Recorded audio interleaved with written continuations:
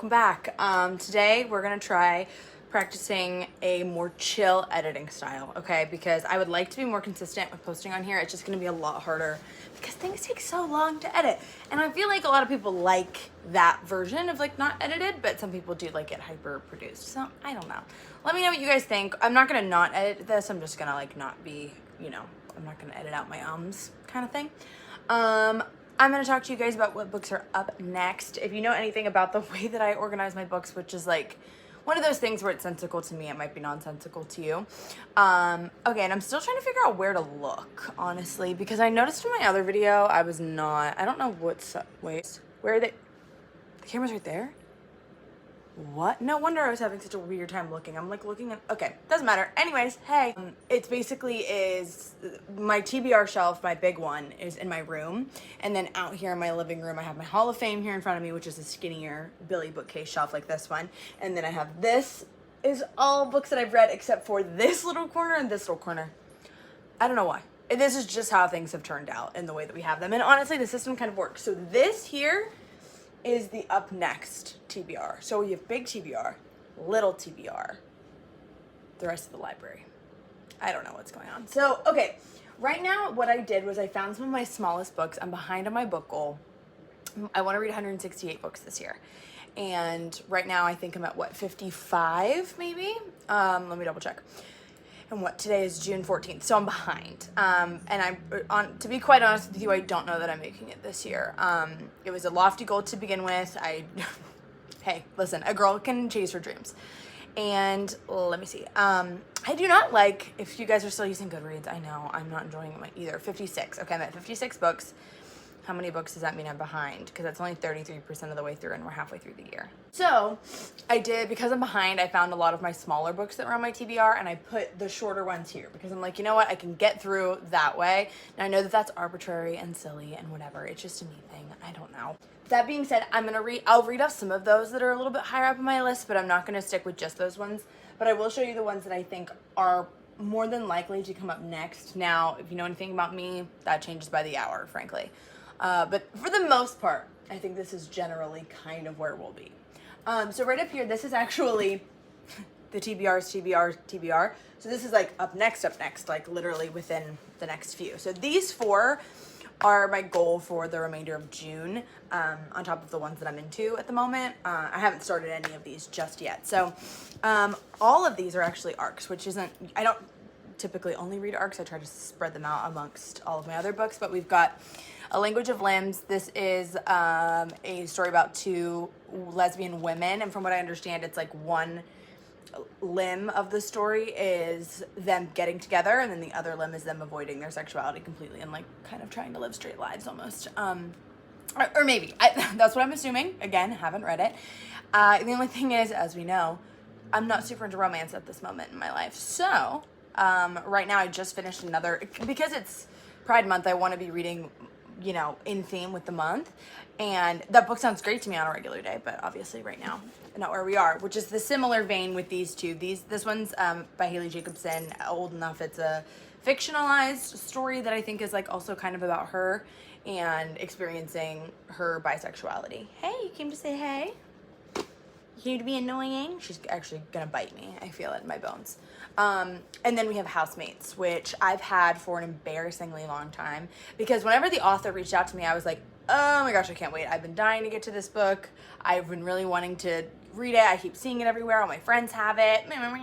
She messaged me like 4 months before that, and I didn't see it because I'm really, really bad at my DMs. They're kind of, in my head, my DMs are not my business, which is weird because who else's business would they be but mine? Whatever. Housemates, this is like a friendship road trip situation, but I know that it is. I honestly don't know who is queer in the story and who's not. I'm assuming the best friends get together. I don't know. Whatever. But I do, that one is up here on my list. And then House of Beth. This is by Carrie Cullen. This one, it's another arc this one was most recently sent to me, and I bumped it up my list because it's about a girl who has harm OCD, and I've never heard a book about anybody who has harm OCD, and as a clinician, I find harm OCD really interesting. I actually worked with a client who had harm OCD, and psychology of it is just like something that really interests me. And I don't know, I'm interested to see how this like kind of, from what I get, is like a psychological thriller kind of moment. I want to see how they kind of play with that. So this should be interesting. This one is up next for me too, just because I feel like I don't know much about this, and that's one of those things. I'm like a crazy person where like if I find out about something that I've never heard of that kind of overlaps and interconnects, whatever. Anyway, with my field of work, I want to know about it. So this is Medicine River's story of survival and the legacy of Indian boarding schools. I'm a school social worker, but I used to work primarily in like the troubled teen industry, I guess is like kind of how it's phrased now. I've worked in places that were super helpful and super therapeutic, and then I've also worked in places that were god-awful, horrible, traumatizing, are now shut down and closed. I'm afraid of what this will do to me. I think it will make me incredibly sad. But we all know I really don't stray away from books just because they're gonna make me sad. Whatever. Okay, let's see. I'm trying to think of if I had a plan for some of these. We know that my love for Heather O'Neill runs very deep. This is the very last Heather O'Neill book that I have to read of her current books. I read them all, including her most recent one, which is The Capital of Dreams, also really good. But I don't have that one in print. I have the other ones in print. This is my very last one for the ones that she has published right now. And I have been avoiding it because I don't want it to be over. I don't want it. Heather O'Neill's my favorite author.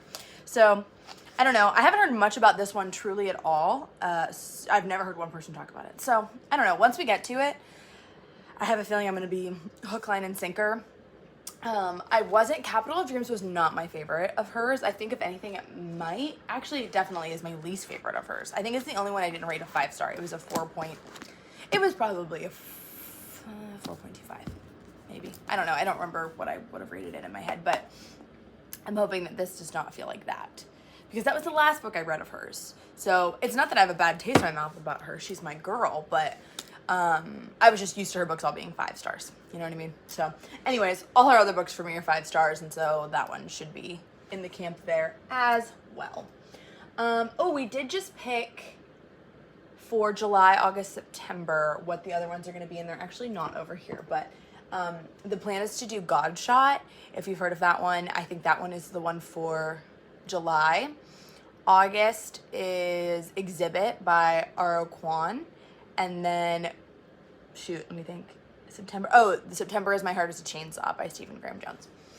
If you're interested in joining us, there's a link in my bio somewhere. But this is coming up soon, and I think I'm going to read it earlier than the book club, unfortunately. The Rereadables is doing Long Island Compromise, because this was one of my favorite books of last year.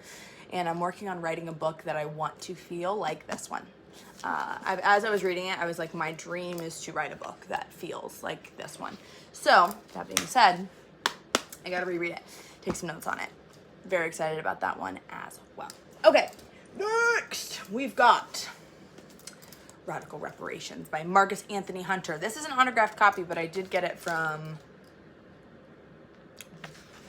Book Outlet. So I didn't know it was going to be an autographed copy until I got it, but exciting. Healing the Soul of a Nation. This is basically going to be going through reparations, the case for reparations, what that would look like. And I think that can be really interesting because I don't know what reparations have looked like historically, and like I don't know enough about how they function and if they're feasible and possible. I just kind of want to see what the dimensions of that look like, what they've looked like before. So I don't know, interesting. Okay, my goal is, sorry that I'm in my ear, in case you don't know this about me, I have psoriasis, and I only have psoriasis in areas that make no sense. And so one of them is in this ear, right here. I don't know.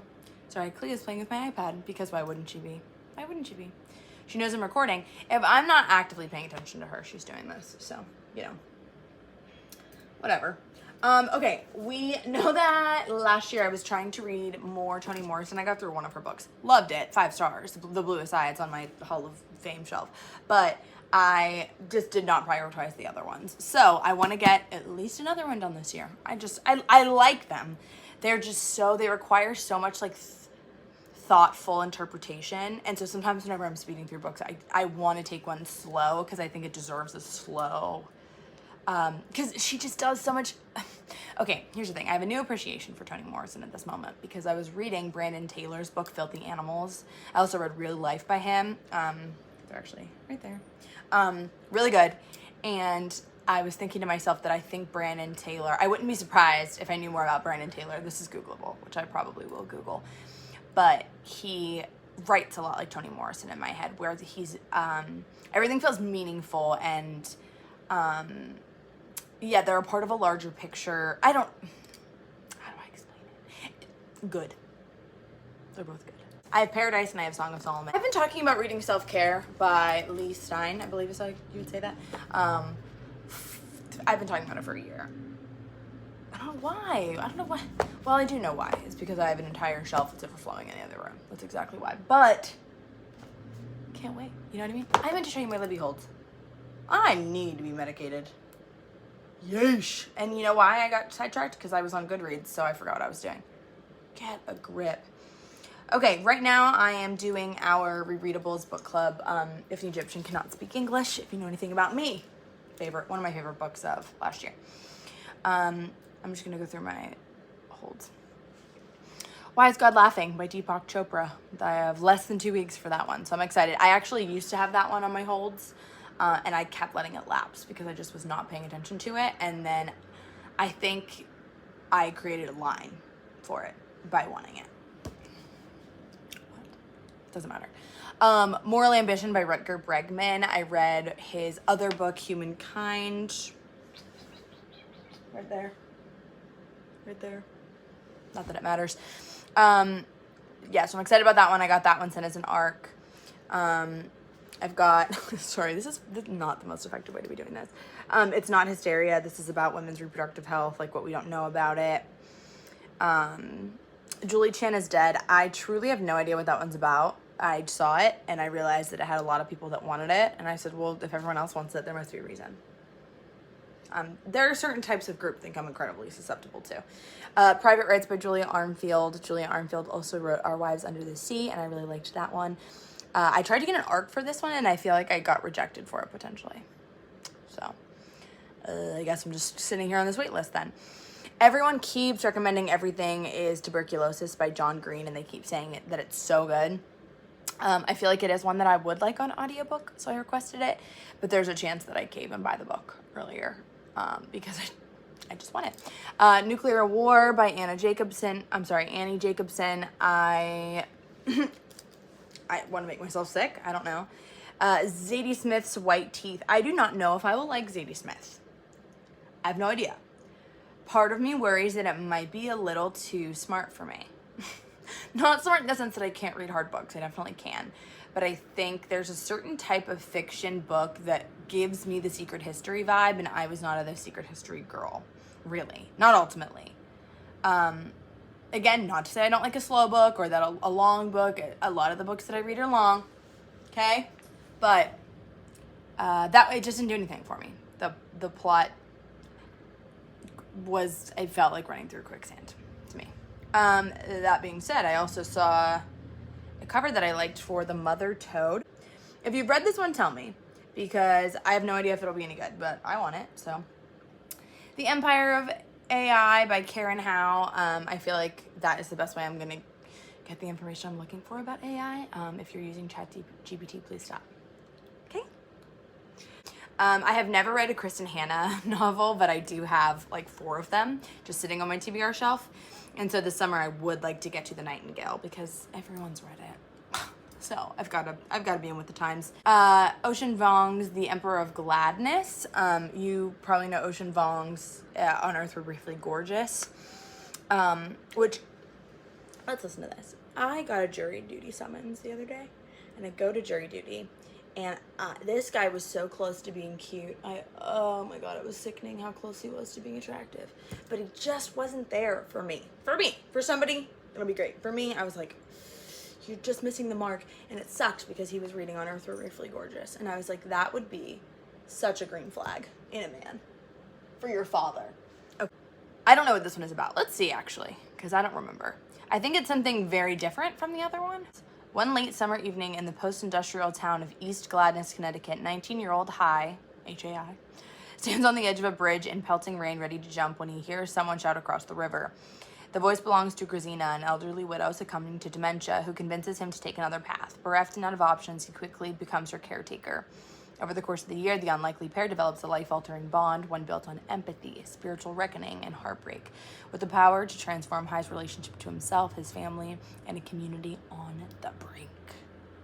Fun. Fun, and also sounds potentially devastating, but those things are not mutually exclusive. Last but not least, we have Careless People by Sarah Wynne Williams. I was not super interested in this one originally, but I heard so many people talking about it. And I think there was a few people that commented on one of my other videos and said like, oh, I just read this and really interesting. You know, my live people were talking about it too. We go live on Wednesdays for the Wednesday app. Just letting you know. Okay. An explosive memoir charting one woman's career at the heart of one of the most influential companies on the planet. Careless People gives you a front row seat to Facebook, the decisions that have shaped world events in recent decades, and the people who made them. I think it might have been whenever I was talking about Elon Musk, because I read that book, Character Limit, about Elon Musk and Twitter, the downfall of Twitter. So, yeah. Okay, guys, I think that might be it for today. Obviously, there's more books over here. There's more books I'm going to be reading. You probably can see what some of them are. Oh, not this shelf, sorry. This one over here. Oh, you're so sweetie. I love you when you're not being such a bitch. Okay. We have to do a thumbnail, huh? Okay. It's embarrassing. Love you, bye.